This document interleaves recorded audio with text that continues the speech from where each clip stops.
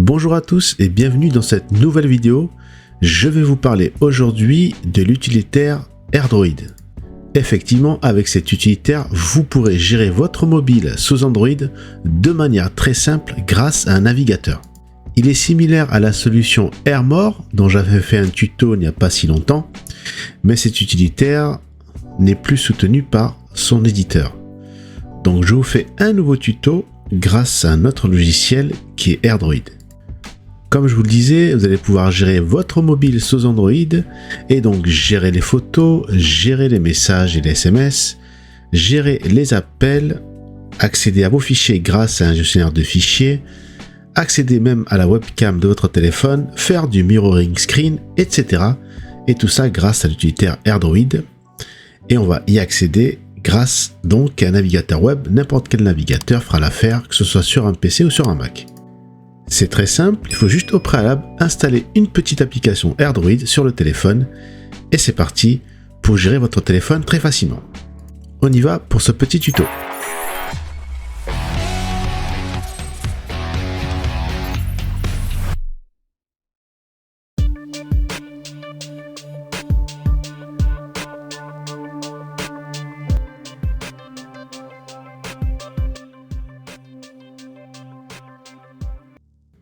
Première étape, nous allons donc installer l'application AirDroid sur mon mobile ici, Android. Je vais donc dans le Play Store et je tape tout simplement AirDroid dans la barre de recherche et je sélectionne bien l'application avec une icône verte et une flèche blanche et je clique sur installer. Quelques secondes après, l'application s'installe, elle n'est pas très lourde, une cinquantaine de mégas. Et une fois que c'est fait, je peux ouvrir l'application. Dès le début, le Welcome Screen nous explique bien les particularités d'AirDroid, transférer et gérer librement des fichiers entre téléphone, ordinateur et même sur des pages internet. Il permet même le transfert facile entre appareils iOS et Android, par exemple. Et enfin, il y a d'autres fonctionnalités qui permettent par exemple de vérifier les SMS, les notifications, d'avoir un screen mirroring, etc. Mais ça on verra après. Ici, vous autorisez bien sûr la demande de permission. On a fait le plus dur. Maintenant, il ne reste plus qu'à nous connecter à notre téléphone via navigateur. Je lance donc le navigateur de mon choix et je vais taper l'adresse web.airdroid.com. Et ici, plusieurs manières de connecter le téléphone à l'interface web, soit en s'enregistrant avec un email et un mot de passe, soit carrément en cliquant sur l'icône Google+, pour se connecter à un compte Gmail, avec un compte Facebook ou un compte Twitter. Mais ici, le plus simple, je vais prendre mon téléphone et scanner le QR code qui est sur la page web. Et ici, il me propose deux solutions.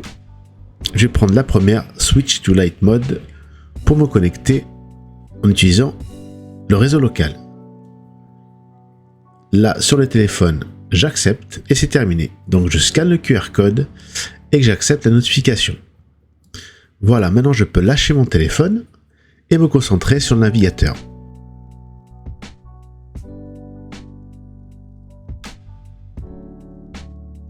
Maintenant qu'on s'est connecté au téléphone grâce au navigateur, on va donc se concentrer sur l'interface.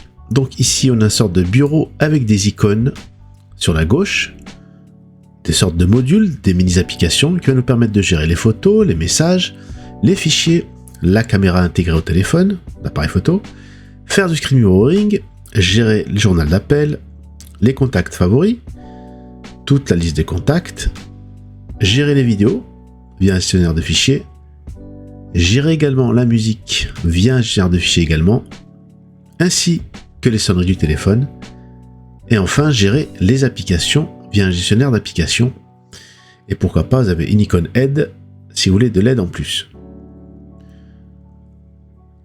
On va d'abord s'attaquer donc à la gestion des photos.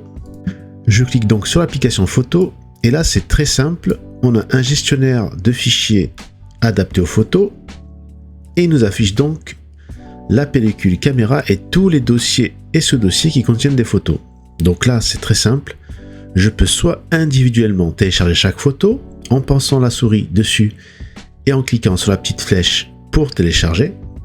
Je peux également supprimer des photos, visualiser des photos, faire pivoter des photos, etc. En sélectionner plusieurs pour les télécharger. Donc là, si je télécharge plus d'une seule photo, ça me téléchargera toutes les photos sélectionnées dans un fichier zip. Je peux également uploader des photos vers le téléphone et carrément un dossier.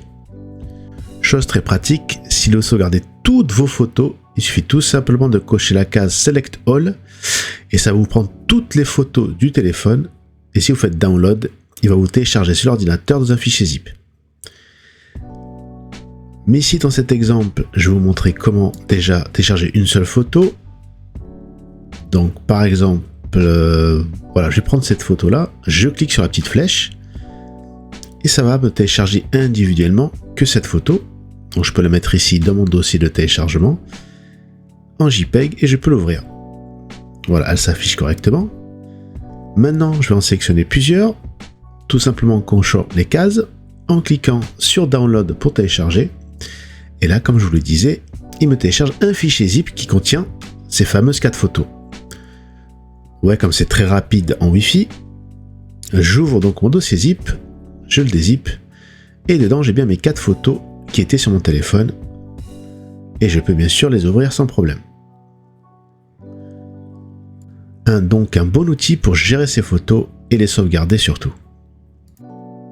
On s'intéresse maintenant à la gestion des messages, des SMS, en cliquant sur l'application Messages. Et là, vous avez 2 colonnes. Celle de gauche vous recense tous les SMS classés par ordre chronologique décroissant. Et si vous cliquez sur un message, vous avez donc la fenêtre de droite où vous pouvez voir les messages en cours et même taper un SMS et l'envoyer, y inclure une pièce jointe, un émoticône, etc. Donc vous pouvez tout simplement lire, écrire, envoyer des SMS, tout ça grâce à votre ordinateur et en lâchant votre téléphone. Le gestionnaire de fichiers, un peu minimaliste mais puissant, vous pourrez ici faire pratiquement toutes les choses que vous voulez, comme notamment télécharger des fichiers, télécharger des dossiers, uploader des fichiers ou uploader des dossiers, sans utiliser les boutons, sans en utilisant le drag and drop directement.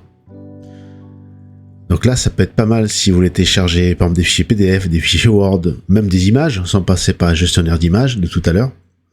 Donc un vrai gestionnaire de fichiers avec des petits outils usuels comme la rotation, la création de dossiers, le copier-coller, le couper-coller, le renommage des fichiers, etc. Et bien sûr la suppression des fichiers. Un module intéressant, l'accès à la caméra, à l'appareil photo de votre téléphone. Donc si je clique dessus, en temps réel, je vois ce qui se passe ici sur la caméra. Donc ça peut être pratique pour pouvoir enregistrer des images via votre téléphone. On peut bien sûr faire une rotation de la caméra en temps réel. Activer aussi le flash pour avoir de la lumière. Et bien sûr, sauvegarder, faire des screenshots et des captures de ce que vous voyez à travers la caméra. Grâce à AirDroid, on a aussi un mode mirroring. En cliquant sur mirroring, vous avez accès à l'écran de votre téléphone en temps réel. Donc là, sur mon téléphone, je suis en train de naviguer avec mon doigt et tout ce qui se passe sur mon téléphone, je le vois sur l'ordinateur. Donc ici, je clique l'application AirDroid, je suis sur le bureau de mon téléphone et je peux tout faire sur mon téléphone et ça se répercute sur l'écran de mon ordinateur, ou plus exactement dans le navigateur web. Donc c'est du vrai mirroring et c'est très fluide ici via le Wi-Fi. Donc un module intéressant aussi. Vous avez accès aussi aux historiques des appels avec un gestionnaire qui vous présente tous les appels classés par ordre chronologique décroissant. Et pour chaque appel, vous avez la durée, la date et l'heure. Et vous pouvez également appeler directement un contact ou lui écrire un message en cliquant sur l'icône correspondante. Et vous pouvez également filtrer les appels par les messages entrants, sortants ou les appels manqués. On va sauter les contacts favoris. On va s'attaquer directement à la gestion des contacts au complet.